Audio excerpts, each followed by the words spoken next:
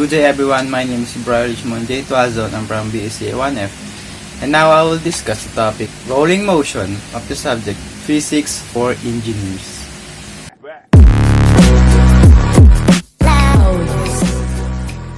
Now I will show you an example about rolling motion.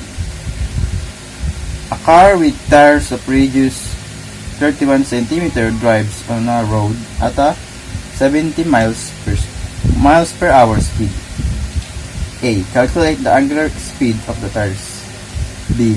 Calculate the linear speed of the tops of the tires. So first, yung A muna, yung kukumpitin natin.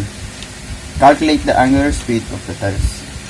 So we have V equals to R multiply to angular velocity. So ang kakahanapin daw natin is yung angular speed na ang radius na given is equals to 31 cm. Then ang velocity naman or linear velocity is equals to 70 miles per hour. So ang una, convert mo muna natin yung 70 miles per hour to meter per second. So we have 70 miles per hour multiplied to 1 mile is equals to 1,609.34 meters. And multiply naman sa 1 hour over 60 minutes.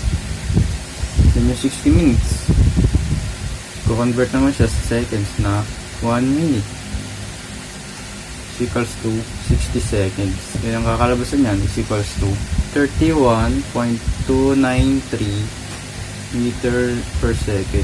Ito na yung ating velocity. So, ang pagkuha naman ng angular velocity, divide both side by R lang. So, we have angular velocity is equals to V over R. So, equal ngayon siya sa 31.293 meter per second over yung radius na 0.31 meters. Convert lang natin ito sa meter. So, equal yan sa 100.95 radians per second. So, dito naman tayo sa letter B. Ito na, compute natin yung letter A. Ang sabi sa B, calculate the linear speed of the tops of the tires. So, we have, ito yung tire. And then, ito yung top. So, may velocity siya na papunta doon. Then, yung isa namang velocity, na angular velocity, dito rin siya sa top. May speed din siya na gano'n, pero pa-rotate. So, yung velocity dito at velocity dito, pagpa-plusin lang. So, we have now 2V. So, V at the top is equals to 2V. So not equal dyan sa 2 multiply to velocity na given na 70